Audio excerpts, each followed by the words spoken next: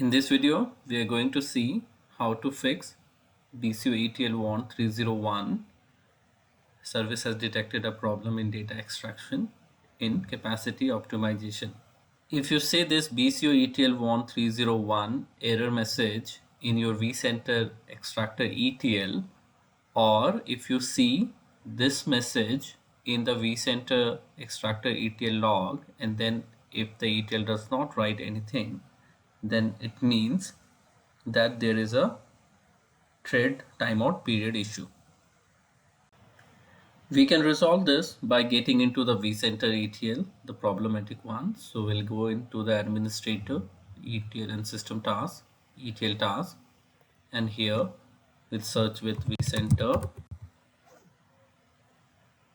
So for example, if this is the vCenter ETL, we'll click on it,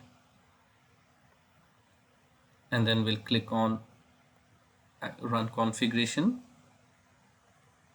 Here we click on advanced. We'll click on additional properties, add. Here we'll give the property name as extract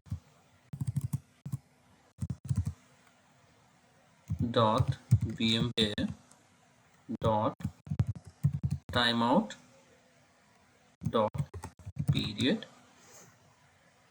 then click on apply.